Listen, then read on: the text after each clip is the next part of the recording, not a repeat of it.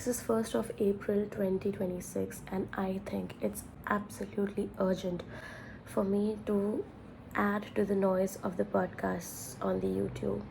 It's absolutely necessary for the social bathroom to exist in this world, and here I am pioneering with the channel.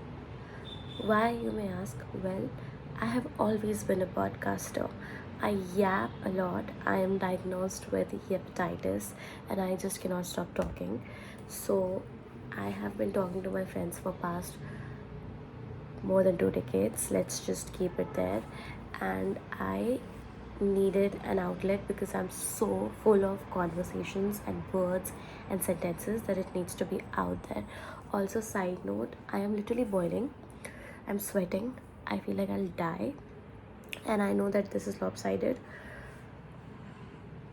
but I literally cannot do anything. This is like 4 a.m. and everybody is sleeping. And just to stay alive and not die in the chamber, like we know something similar has happened in the history, and not to repeat the history itself, I had to open the window.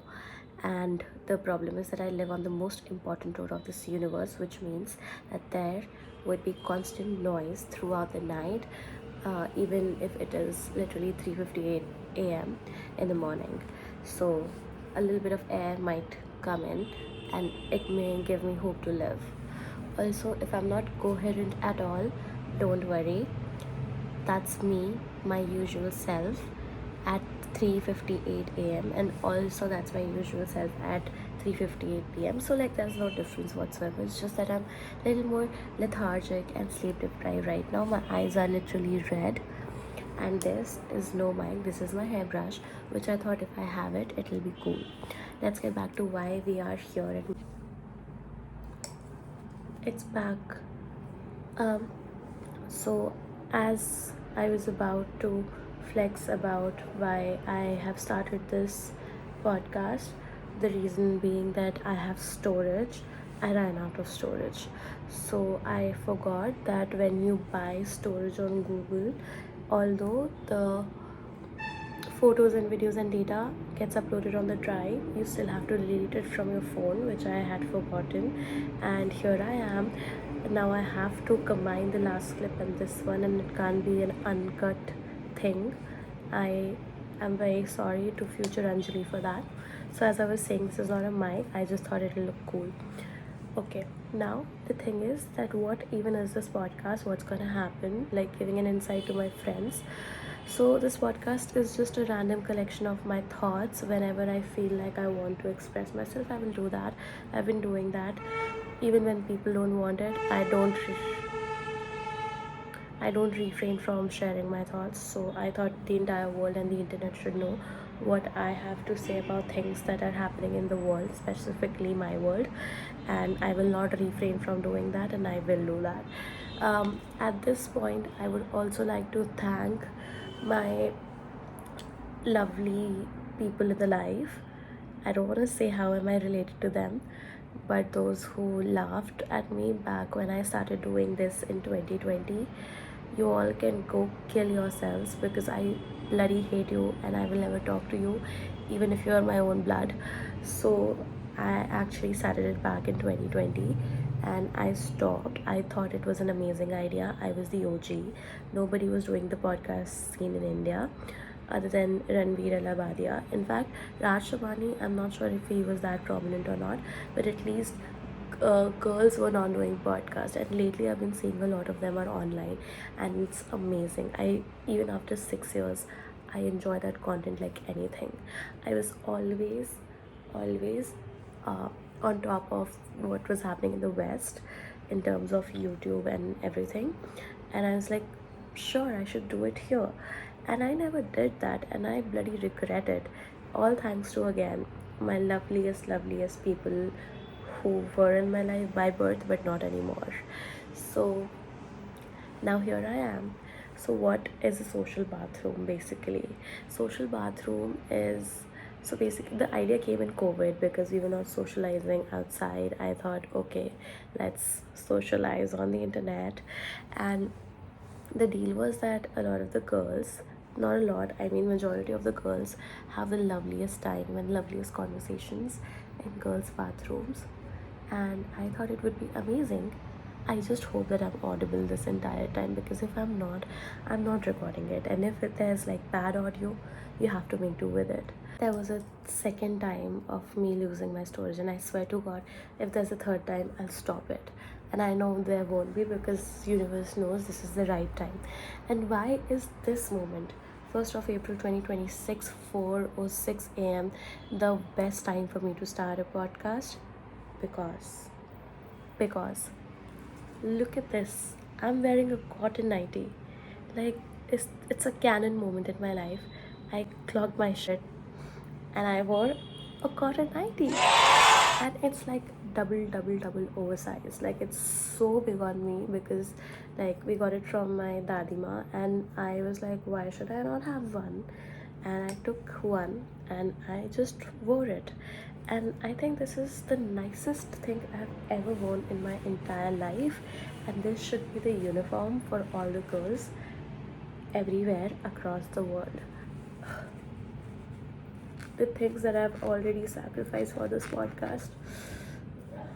So, what am I going to talk about on this podcast? There's no set theme. I hope that I get the chance to eventually have all my friends here, like a stupid idiot. When I had the chance to have them on podcast, I did not start it, and now I'm craving. And I knew that this day would come where I would be sitting alone one day and start a podcast. I would want all my friends, and I would have no one. And here I am. Anywho, we'll talk about random things. Actually, this, like, anybody and everybody who has been with me on video calls knows that this is exactly what they get to see, except it's in vertical and this podcast is in horizontal. That's the only difference. It's very boring to dumb people, but people who are like beautiful, smart and intelligent, this is like the most interesting shit you will ever come across on the internet. Okay, so in the past few years, I've had a lot of experience of life. Mic drop.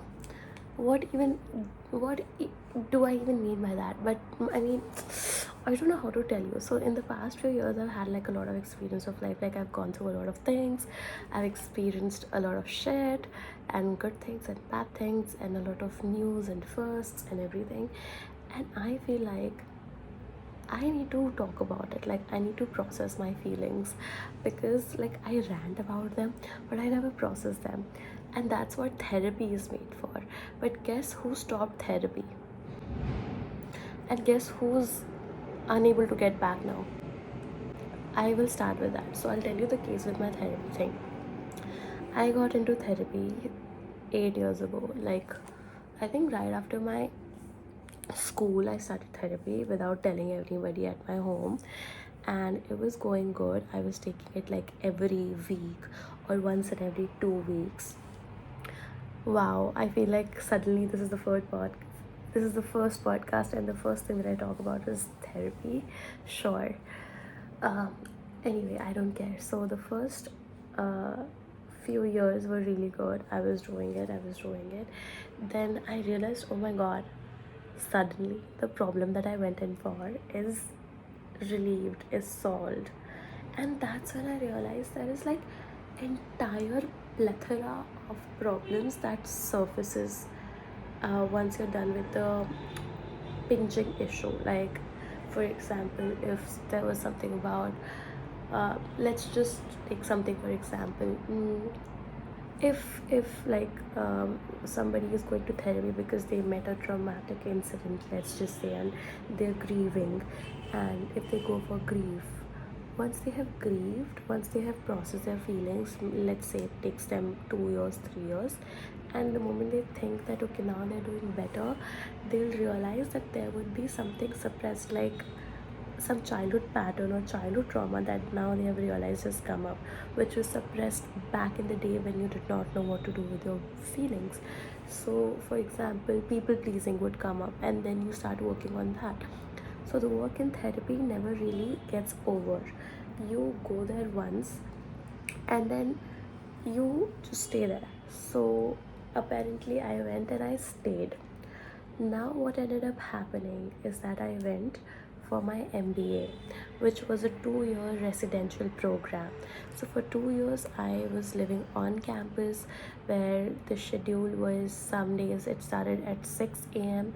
in the morning and ended at around 2:30. Actually, I'll tell you why was that. That was because there were clubs, there were meetings, there were so many things that would happen. It was not every day, and I did a good job protecting myself. We'll talk about that also. But there was so much that happened that I never got the time to like properly schedule my sessions and like properly take therapy. So in 2025 there was a lot going on, like internships, friendships, college, placements. A lot of things happened, so I was so busy that I never got the time to schedule my therapy. Now that I have the time to go back and do the work on myself, because like my college is over, my work is starting in May, and I have like 3 months of gap in between to like work on stuff. And I thought, you know what, best thing, a lot of things have happened in the past, and this is like literally a calm that was never there in past few years in my life. This calm is very very beneficial for me, so let me just go back to therapy. So I will go back to therapy, and there I will do some work. Now what ended up happening was, I went to my therapist, and right before our session is scheduled, she texts me saying that she needs a background on what has been happening because it's been a year. So I give her like a long message explaining to her what's been going on, and then we get back on the call, and suddenly she's like, Anjali, welcome back. And I know that it's been quite some time, but just to check in with you, I would like to know how are you doing. So I was like, can I talk, like can I like literally start talking about my life? She's like, yeah, sure, but like we'll have to see where are we. I love her, I love her to death. She's like amazing. She has taken me through so much. I love my therapist, or should I say now ex-therapist. And on the call she just tells me, we were discussing that she has now upgraded her fees, and now her fees was 4,000 per session. 4,000 per session without informing my parents, where I am supposed to take at least two a month. It's a lot. It's a lot. No, okay, wait. She said that the price range is around, I'm charging around 3,000, but you can pick anything from like 2,500 to 3,000. I'm like, okay, like give me 2 weeks, I'll think about it and I'll come back. Now I'm thinking, and I'm like, you know what? I discussed it with a very close friend. I'm like, you know what, I want it, I'll go for it. It doesn't matter. It's important that I take therapy. And my friend was very supportive. She's like an older sister to me. The older sister that I never knew I had, never knew I needed, and I just love her to death again. So this woman, she's like, okay, I support you. You should go for this therapy. And and we had like a back and forth whether I should see somebody new or should I stick with her. So we chose to stick with her. Now for the payment that we, like I asked, she texted me saying that I had to pay her for the session that we took, although there was no work involved, but I had to pay her something because she gave me 1 hour of her life that day. I'm like, fine. I was like, okay, so what is, like, she told me that you can like give me the current, like your last fee, whatever you were paying, and the new fee will be applicable from the next session onwards. I don't know if she didn't remember or what. I just texted her again to confirm, could you just tell me what was the amount? She says 4,000. And I'm like, how, Didi? How is it 4,000 suddenly? Because first of all, you were still charging me the last fees that I was paying till 2024 for this one session, and the next session you had given me a choice to pick a number from 2,500 to 3,000, and now you're like literally doubling the fees. Like I think it was 2,000 per session last time, and I had picked like 2,600 for the next something, or maybe like could have done 2,800. But then she's like, you need to pay 4,000 rupees. I instantly knew I had to stop. So I stopped and I started a podcast. Yeah, I think that's fair. Also, a lot of people like, huh, a lot of people are like, how do you start therapy? How do you go about it? I think it's very important uh, to know how to start therapy because it's a skill. It's like Kim Kardashian ka competition with the wet hair because I'm like sweating so much, but never mind. So actually the thing is that for therapy, when you start, how do you start? Okay, starting is like, first of all, you just book an appointment with a therapist like you would with a doctor. And you don't need to feel nervous because a lot of people have this concern that if we go for the first time, like what are we gonna say, what are we gonna talk about, like how does it start, what would I say to them. And I want to tell you something. I don't know, I've never tried a male therapist, but for me, I would, even if I go next time, I would prefer to have a female therapist. Sometimes I do feel I want to have like a male therapist as well so that I get the perspective of both the sides, but I don't know. So far, I've only stuck with one therapist. So now the thing is that when you book a therapy session, it's usually 45 minutes to 1 hour long, depending on whoever you pick and whatever their schedule is, and you have to pay a fee according to that. So there would be an initial consultation usually to determine what kind of therapist you would need. Do you need more of body work? Do you need, I don't know. I don't know that. That has happened with me once, so I have no clue. And I'm not the right person, but I can just tell you that as somebody who's seeking therapy, what do you like need to go through and what do you need to do? So I'll tell you what. First of all, take this out of your head that you need to be mentally sick. Like right now, I'm okay. It might not seem like it. I love being slightly just like a dash of crazy, but I am okay. Like I'm happy, I'm exercising, going to the gym, eating good, just not sleeping well. I used to have a lot of stress, but somehow the stress is not as much anymore. Touch wood. So now I feel like it's the best time for me to be in therapy. So you need to stop thinking that you need to be crazy or like neck deep in the shit to um, go for therapy. When you are doing well, when you think you have the mental space to think about things, process feelings, that's a better time to be in therapy. So look out for that. Go book an appointment, start talking to the person, enter the session. If it's one-on-one, whether it's online, like I have only been to online. I have once been for counseling one-on-one. It was slightly awkward because like you're sitting there and crying in front of this random woman that you have never seen before. But you know what, they're not judging you because you think that you are all that, but in the end, like at the end of the day, you're not all that. You're not the first person they're meeting. They have met the people who are like neck down in like deep shit, and like they have bawled their eyes, they've cried their hearts out in front of them.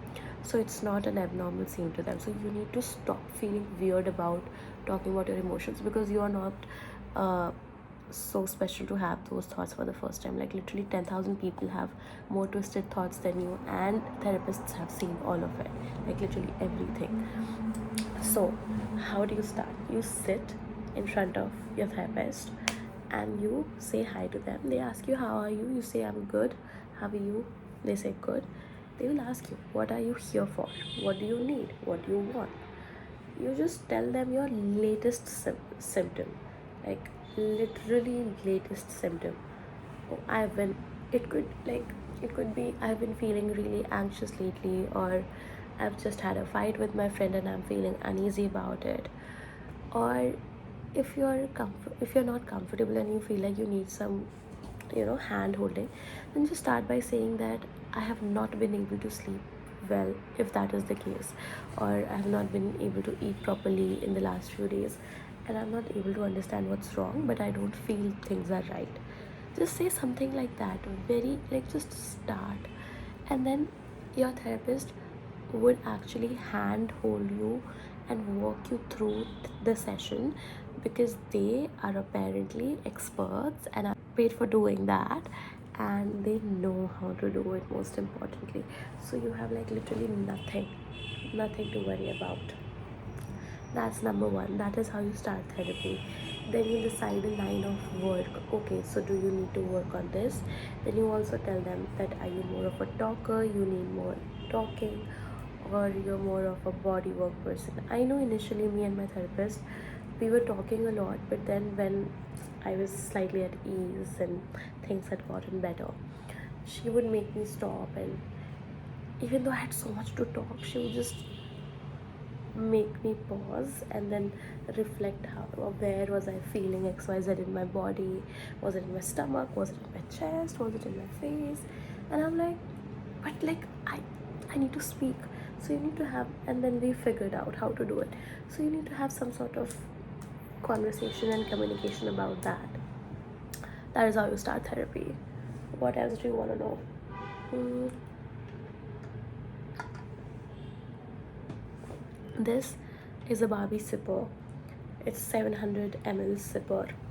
I have literally put this on my snap so many times because I'm obsessed with it, and I cannot be happier about the fact that I have a Barbie sipper, and I love it. I love cute little pink girly things. So this is one of them. Like Barbie is the peak for me.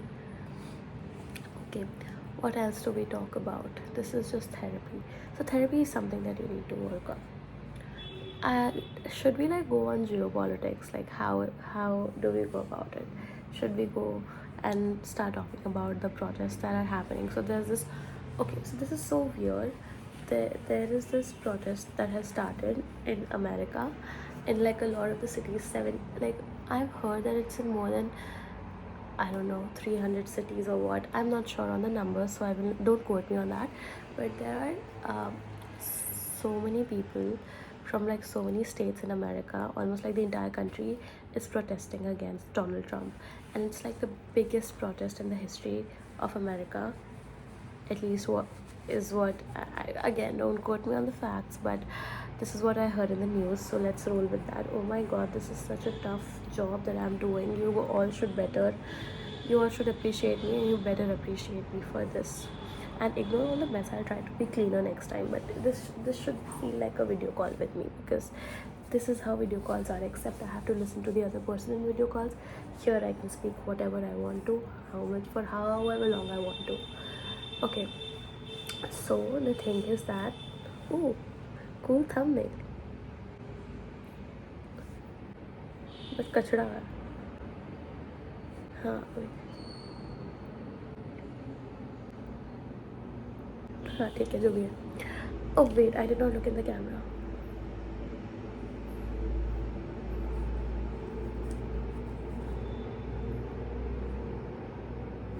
पता नहीं, whatever that is. Okay, so the thing is that people are having the No King protest, where they are protesting against Donald Trump, saying that you're not our king, we don't want you. And the problem with everything that has been going on is that even in a country like America, that people have looked up to for so many years and decades, to be very honest, मतलब कि अगर आप America में हैं तो your life is made. Like American dream was sold to people like anything. Although I feel like the idea of an American dream has been killed long back, but I will say this one thing, that still like people were like, oh, America is the shit, but now America is not the shit. America is shit because the prices are high for food, for healthcare.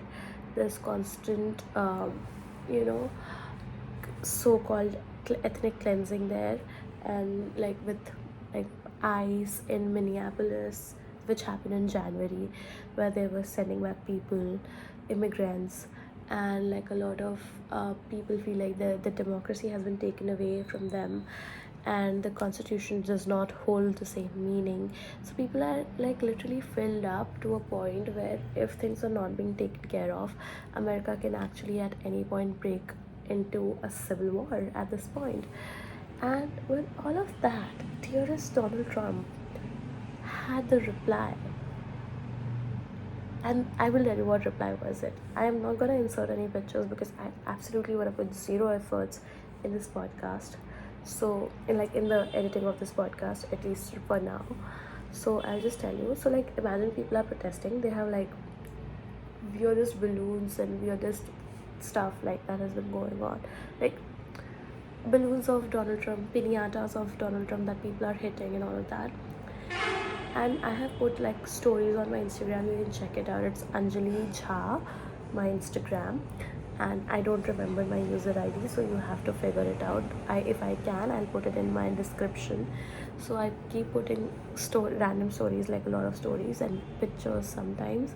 So I had just posted about it, and then uh, when people were doing all of that, they were hitting the pinatas, they were throwing the balloons around, and then there were people who were dressed like Donald Trumps and were fooling around and were wearing plaques with stupid names.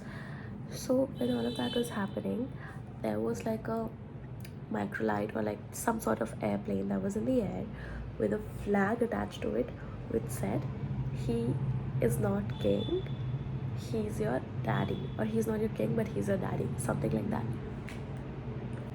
Who does that? Imagine a president. Donald Trump is sick in the head, and this is not covered a lot in Indian media. And if you can put two and two together, you would know why. You would exactly know why Indian media is not showing it. Who's who's an ally to whom is something that you can figure out on your own. I mean, at this point, we all know who are we siding with. So yeah, we are very diplomatic. I love that. I love that about our country. We will not show the news against uh, anything against the protest that's been happening. No, not the protest, anything against America as such. But at the same time, we have good relations with Iran. So I'm forgetting the name of that. Uh, Let me just pull up. What is it called? The place where it's called, I guess. Yeah, I just paused it to Google the name. I think it's Hormuz, Hormuz, Hormuz Canal, Strait of Hormuz. So India is good friends with Iran also to a point where Iran is letting India pass through the Strait of Hormuz for their LPG.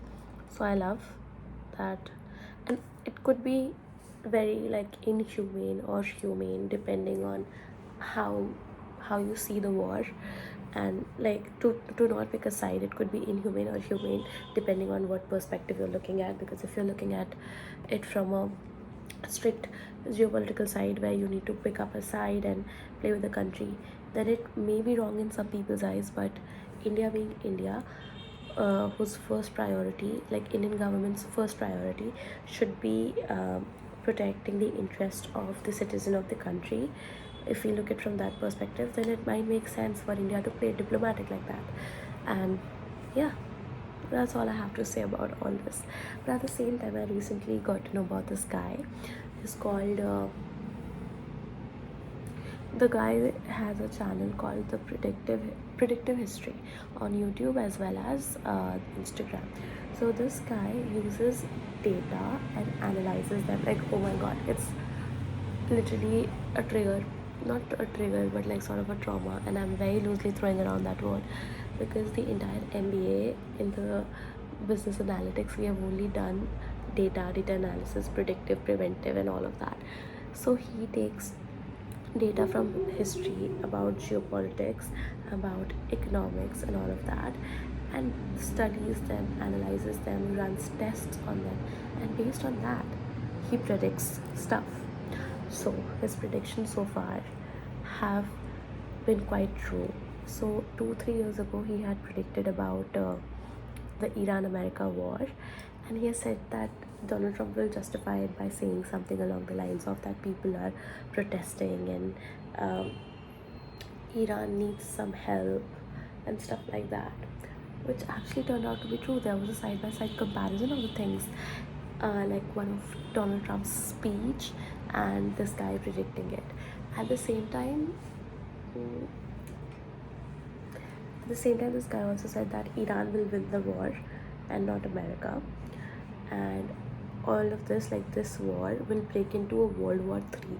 So there is a World War III which is not yet arrived. At the same time, oh my god, lately a lot of like reels are coming up. Of course, like in India, news is sensationalized to a point that has no return, but I'm not sure, and social media is not the best way to trust your resources. But on social media there were the reels and posts that the Indian military heads are going to temples and gurudwaras and everything. All of all of them at the same time. Like, I don't know, are they preparing for something? Are they going to get involved into something bigger? Who knows?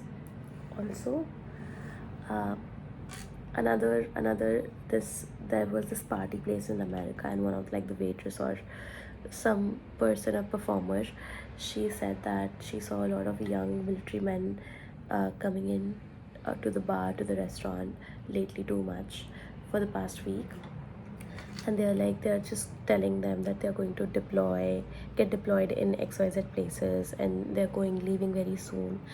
So a lot of the military men are moving around in the world, and is this a signal that his prediction about a World War III is gonna be true? Because it seems like it. And you know what's gonna happen after that? You know what's gonna happen after that? He says that after this World War III, when we come out of it, the world would shift completely, like completely.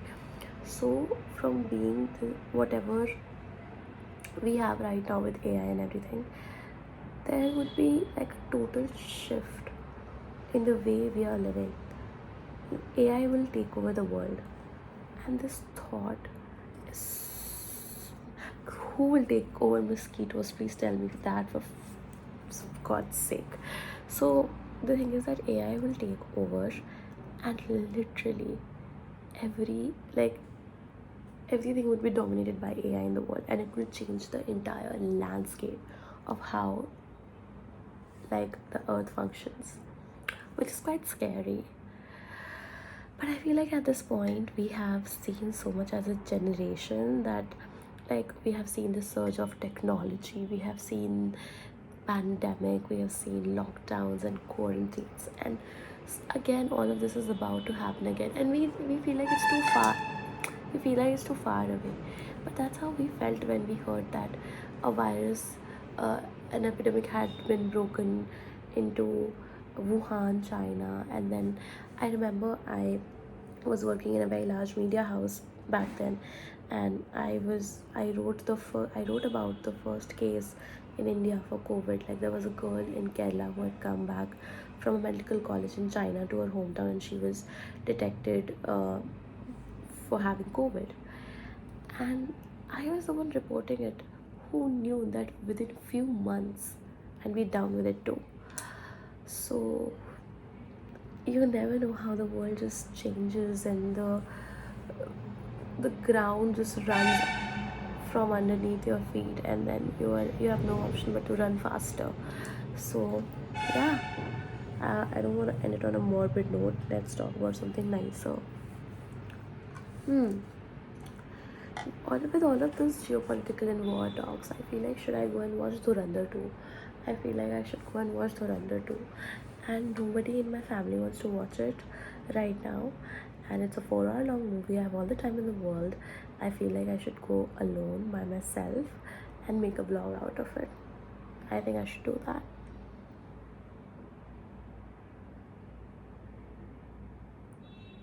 Was it a good first podcast?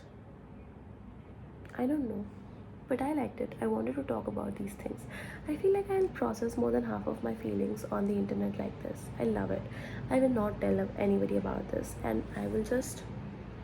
I also make reels out of it. Like, I'll just cut itna portion, but I'm sitting too close. Like, if I cut, no, I'll not.